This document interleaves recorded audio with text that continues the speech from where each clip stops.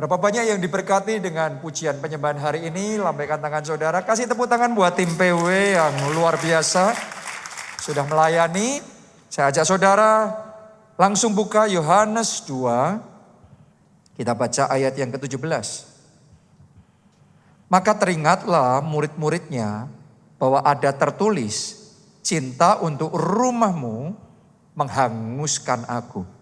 Nah, ini judul khotbah hari ini adalah cinta yang menghanguskan.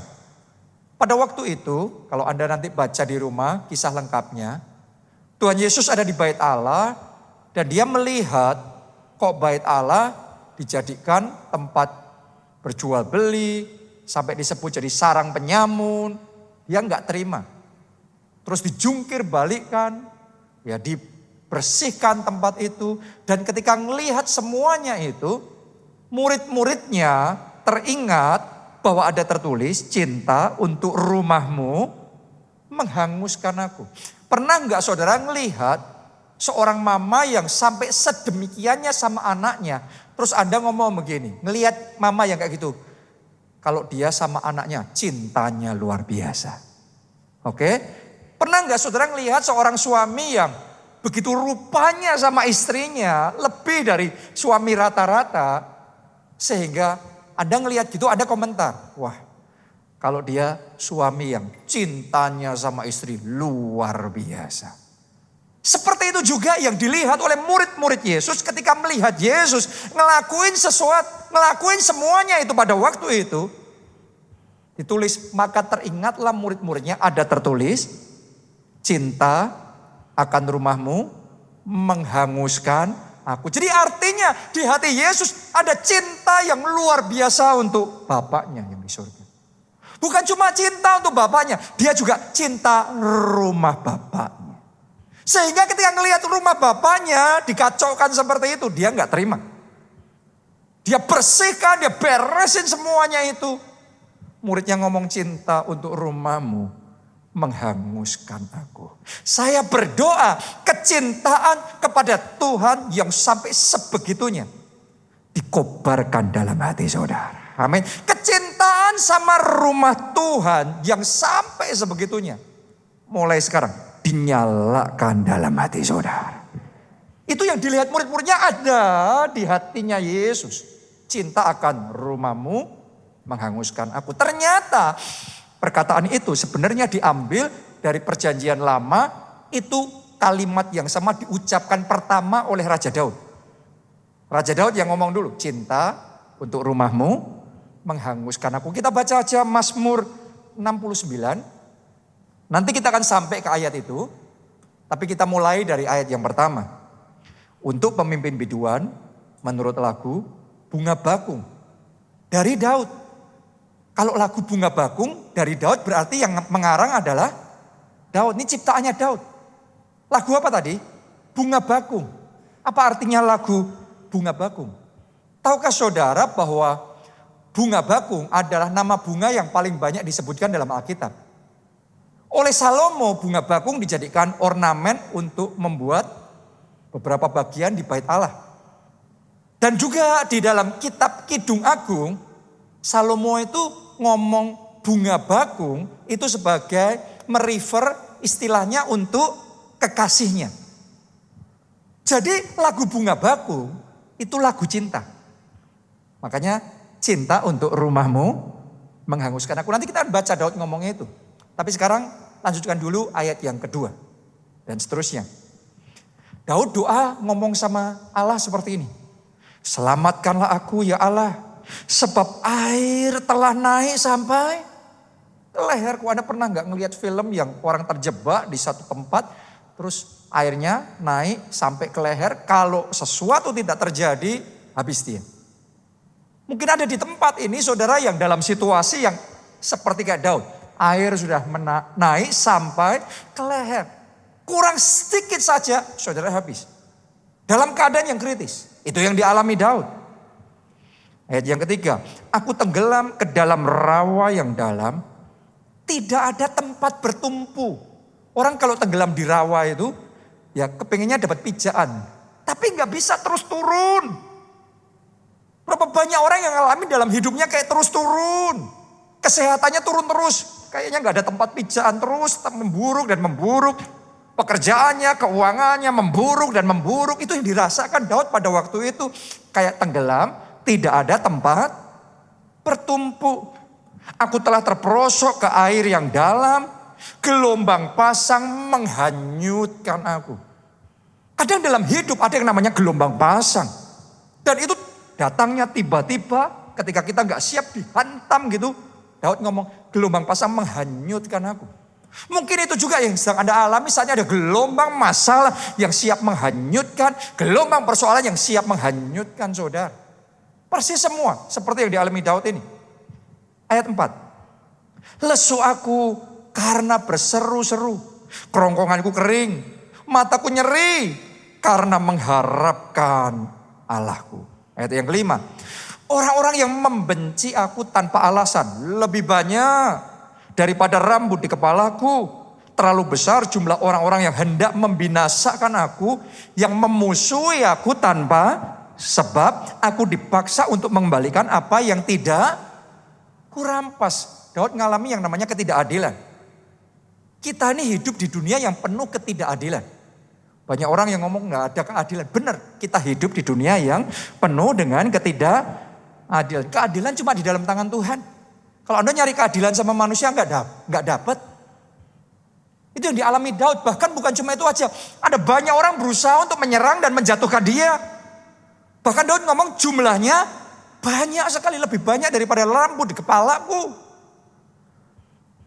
Ada berapa banyak dari saudara yang mengalami situasi yang sama, seolah-olah banyak orang yang menyerang saudara, menjelek-jelekkan saudara, ngomong negatif tentang saudara, memfitnah, menggosip yang tidak-tidak, mengata-ngatai dengan tidak adil, merusak nama baik, merusak citra saudara, persis seperti yang dialami oleh Daud. Sekarang ayat 9. Aku telah menjadi orang luar bagi saudara-saudaraku. Orang luar bagi saudara-saudaraku. Orang asing bagi anak-anak ibuku. Ini bukan bicara orang lain lagi, ini keluarga sendiri. Harusnya keluarga itu jadi last resortnya kita.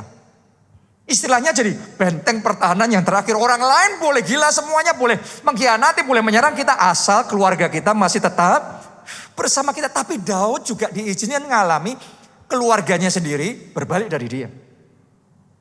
Coba saudara renungkan itu. Jadi Daud pada waktu itu sedang menceritakan masalahnya. Semua beraneka ragam hal yang berat yang sedang dia lalui dan yang sedang dia hadapi. Yang mungkin saat ini juga Anda sedang alami di dalam tahapan tertentu di dalam hidup saudara. Sampai ayat 9 ini dia ngomong kayak gitu. Tapi kalau Anda baca ayat yang ke-10. Tiba-tiba Daud ngomong sesuatu yang rada aneh, kayak ngelompat gitu. Ya, mari kita baca ayat yang ke-10. Ditulis begini.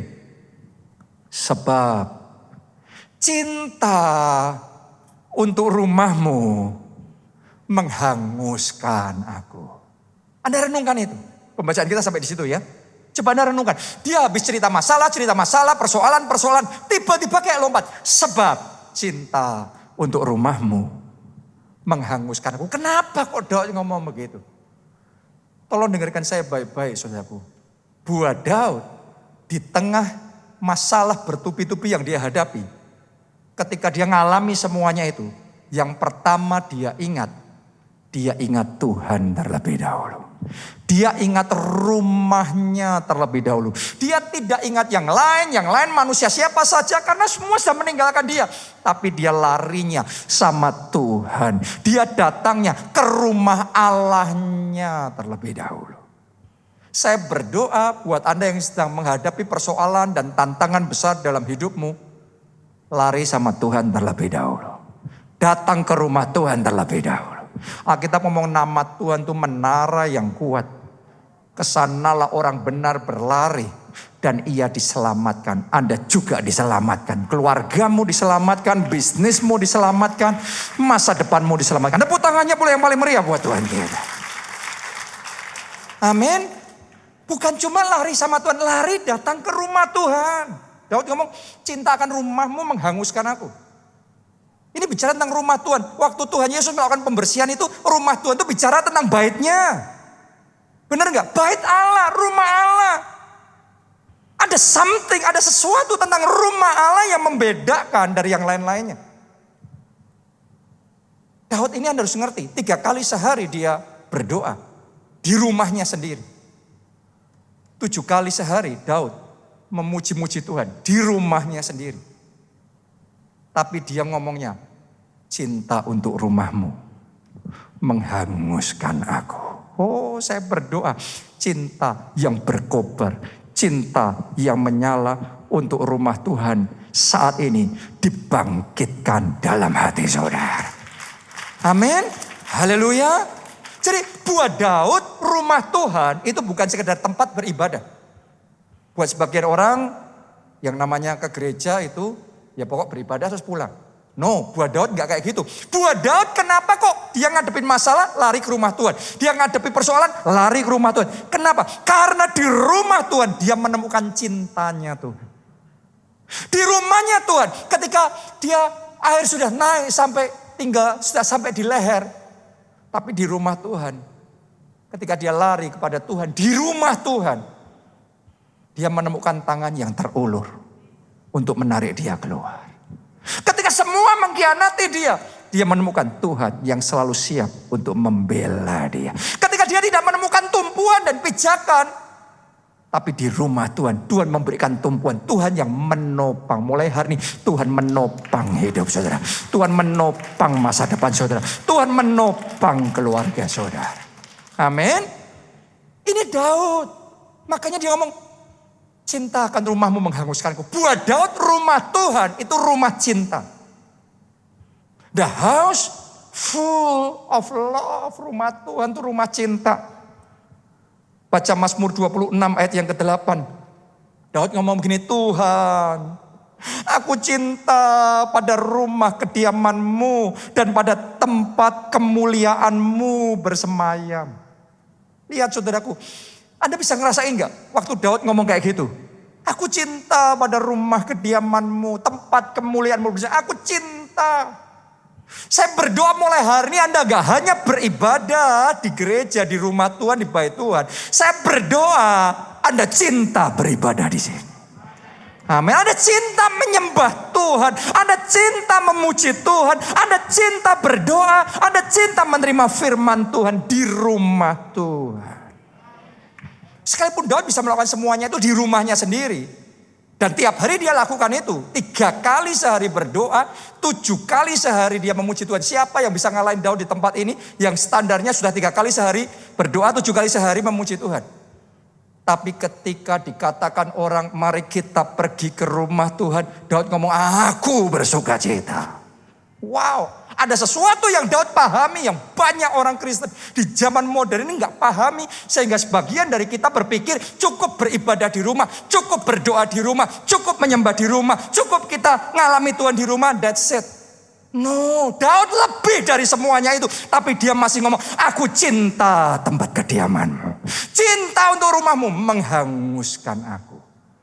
Wow, ini ada api yang menyala dalam hatinya untuk cinta Tuhan, cinta rumah Tuhan. Jemaat mula-mula juga sama.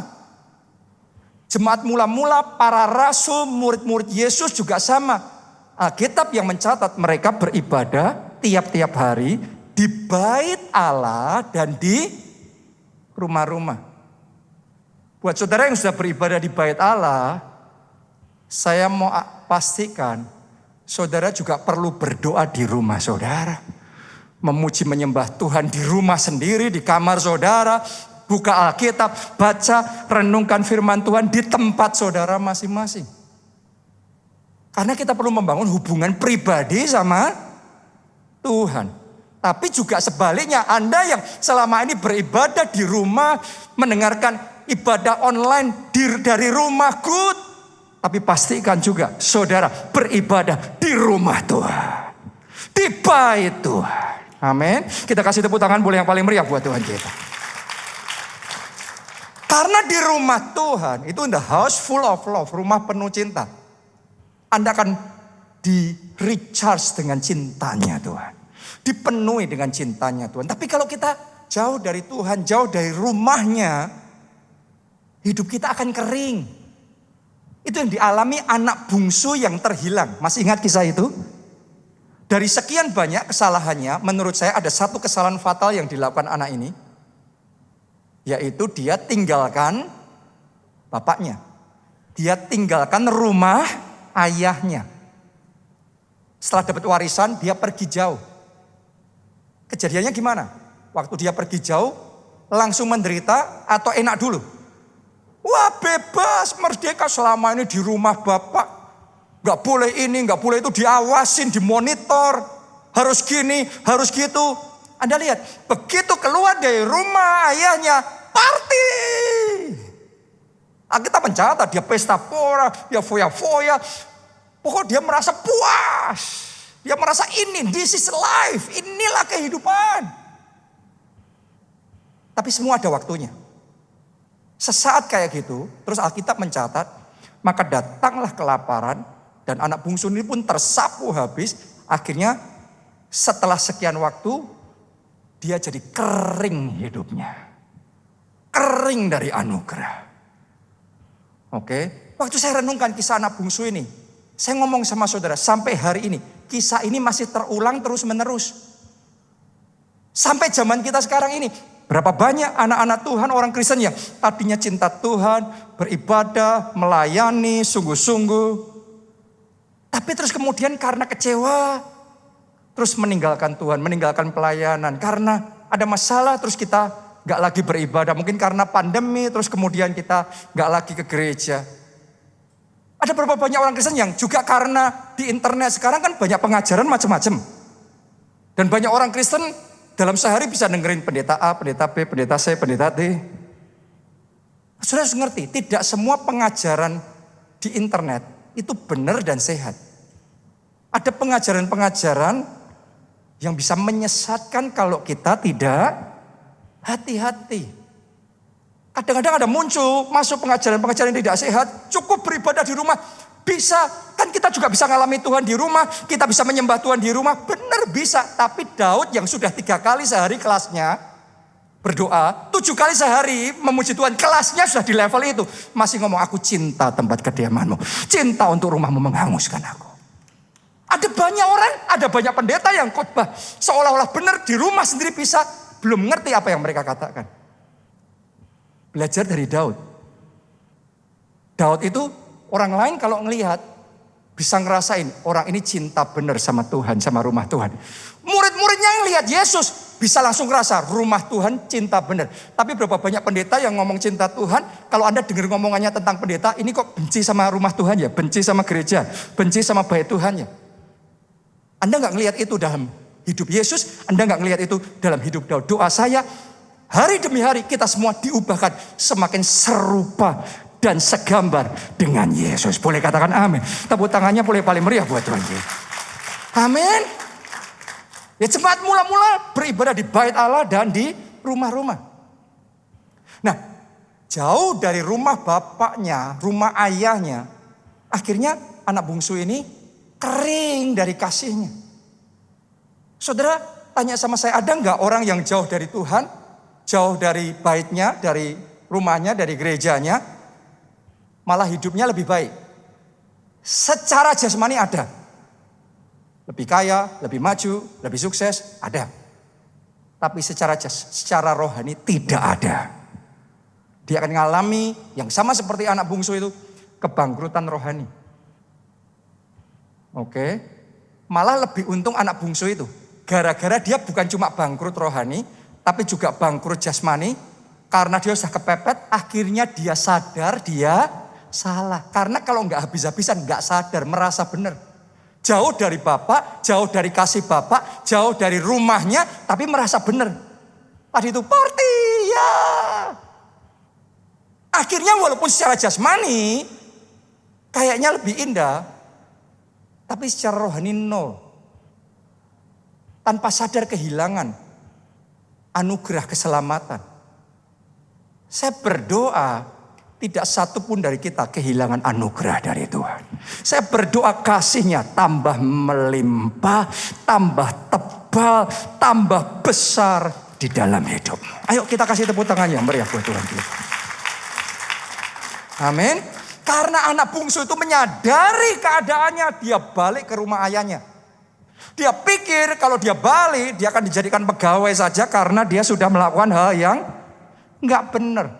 Dia pikir dia akan dimaki-maki, dimarahin. Tapi yang luar biasa ketika bapaknya melihat anak itu, lari bapaknya itu, mendekati dan mendekap anaknya itu, merangkum, mencium.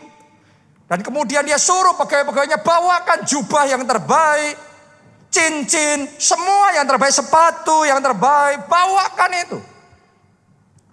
Dan kemudian mereka mengadakan pesta yang besar. Karena katanya anakku yang terhilang sekarang sudah kembali. Anakku yang sudah mati sekarang hidup kembali. Wow.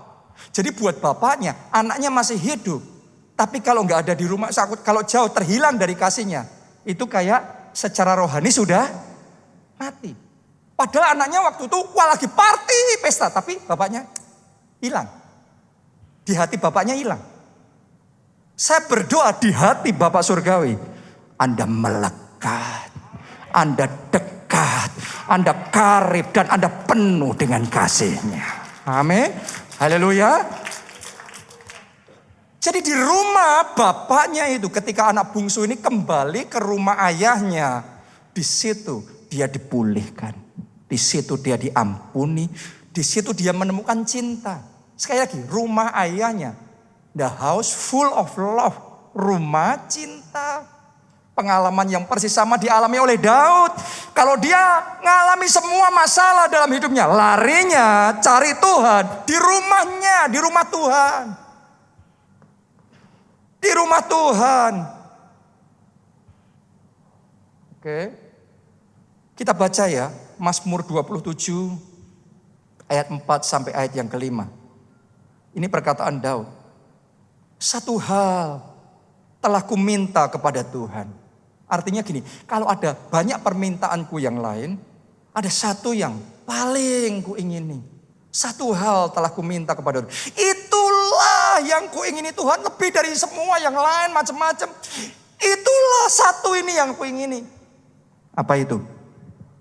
Diam di rumah Tuhan seumur hidupku. Wow.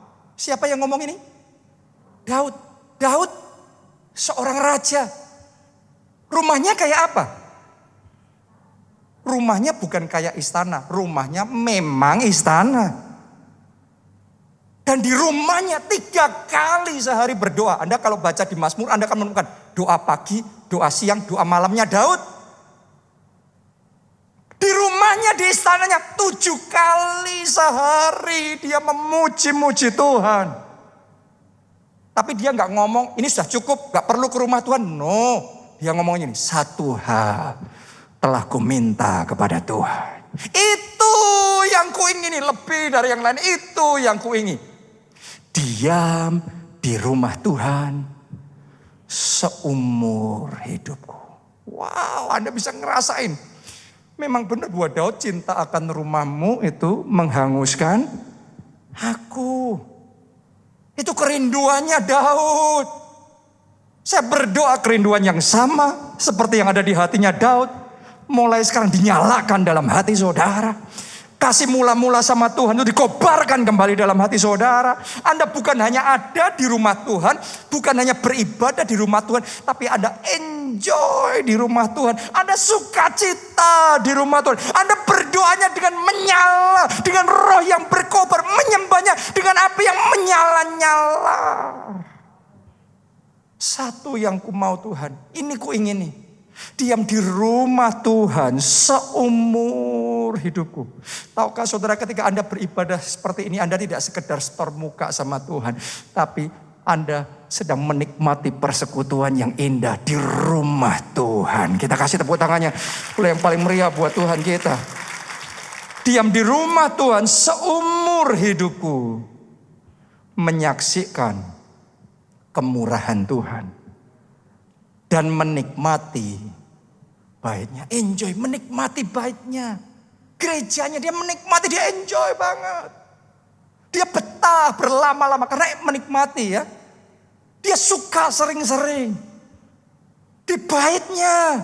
Dan karena itu di baitnya Daud menyaksikan kemurahan Tuhan.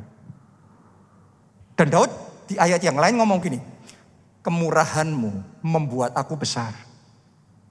Itu yang dikatakan Daud. Kenapa? Karena di rumah Tuhan dia menikmati kemurahan Tuhan. Setelah itu dia keluar, melakukan urusannya, menjalankan hidupnya. Kemurahan yang dia dapatkan di rumah Tuhan itu. Daud ngomong, kemurahan Tuhan membuat aku besar. Akan ada orang-orang di tempat ini, sementara engkau ada di rumah Tuhan, kemurahan Tuhan turun dalam hidup saudara. Dan kemurahan Tuhan itu yang membuat masa depanmu besar, membuat hidupmu besar, membuat pekerjaanmu besar, membuat keuanganmu besar, membuat keluargamu besar. Boleh katakan amin, tepuk tangannya yang paling meriah buat Tuhan kita. Satu aja kemurahan Tuhan itu bisa memperbesar hidup kita loh. Satu aja kemurahan Tuhan. Saudara, dengar kesaksian-kesaksian yang kita ceritakan di gereja kita. Justru di masa-masa yang seperti ini, Tuhan ngasih kemurahan sama gereja kita di Jakarta. Dikasih tempat, gedung ibadah di PIK, gedung 9 lantai, per lantai 2000 meter persegi. Semua kemurahan Tuhan. Dan satu kemurahan Tuhan saja bisa membuat kita lompatan 20 tahun. Lompatan 40 tahun yang terjadinya begitu saja. Saya berdoa kemurahan Tuhan yang seperti itu terjadi dalam hidup saudara. Terjadi dalam hidup saudara. Beda loh saudaraku, kita kerja tanpa kemurahan Tuhan dan kita berjuang dengan kemurahan Tuhan. Tanpa kemurahan Tuhan kita fight, kita berjuang. Kalau Anda kerja keras, bisa maju. Tapi terbatas sesuai kerja keras kita. Seperti orang dunia kan mereka kerja keras, kita kerja keras. Mereka maju, kita juga maju. Seimbang, sama. Kalau tanpa kemurahan Tuhan itu sama, gak ada bedanya. Tapi yang membedakan kita karena ada kemurahan Tuhan. Ketika Anda beribadah di rumahnya, Daud ngerti harus di rumahnya. Bukan di rumah sendiri, tapi di rumah Tuhan. Dia menikmati kemurahan Tuhan. Satu kemurahan Tuhan kasih. Satu pintu Tuhan bukakan. Lompatan 30 tahun terjadi. Saya ngerasa saat ini juga ketika saya ngomong gini. Ada orang di tempat ini terima kemurahan Tuhan yang membuat lompatan 30 tahun terjadinya tahun ini dalam hidup saudara. Amin. Haleluya. Di baitnya, di rumahnya. Ada kemurahan Tuhan. Ayat yang terakhir ya, ayat yang kelima. Sebab ia melindungi aku dalam pondoknya. Di pondoknya saudaraku, di rumahnya. Balik lagi rumah Tuhan. Bukan istananya Daud sendiri. Tapi rumah Tuhan, pondoknya Tuhan. Ia melindungi aku dalam pondoknya pada waktu bahaya. Ia menyembunyikan aku dalam persembunyian di kemahnya. Ia mengangkat aku ke atas gunung batu. Amazing. Amazing. Di rumahnya Daud menemukan perlindungan. Di rumahnya Daud menemukan protection ilahi. Itu sebabnya kalau saudara masih ingat, Saul boleh ngejar-ngejar Daud, mau bunuh Daud. Bawa semua pasukannya, pasukan Israel semua dibawa untuk bunuh Daud. Manusia boleh coba menghancurkan. Tapi selama Tuhan yang menjaga, siapa bisa nembus perlindungan Tuhan. Benar Daud sempat terlunta-lunta di Gua Adulam. Tetapi dia selalu terluput dan diselamatkan. Kalau orang ada mau menjegal, menjatuhkan saudara. Tapi ada perlindungan Tuhan dalam hidupmu. Tidak ada kekuatan neraka manapun bisa menembus perlindungan dari Tuhan. Mulai saat ini pagar perlindungan Tuhan dibangun kokoh di sekeliling hidup saudara, di sekeliling keluarga saudara. Amin. Ini yang jadi alasan kenapa Daud gak pernah kalah dalam perang. Ngadepin Goliat besar pun menang lagi. Ngadepin musuh yang banyak pun menang lagi. Kenapa? Lah orang mau menjatuhkan dia dijaga sama Tuhan kok. Ya nggak bisa, tinggal dia hajar balik sana roboh. Keluargamu dijaga oleh Tuhan. Dalam nama Yesus, anak-anakmu dalam perlindungan Tuhan. Saya berdoa saat ini, darah Yesus tutup bungkus hidupmu, keluargamu mulai saat ini dalam perlindungan Tuhan. This is the power, ini adalah kuasa cinta akan rumah Tuhan. Kuasa yang dialami orang-orang yang cinta rumah Tuhan.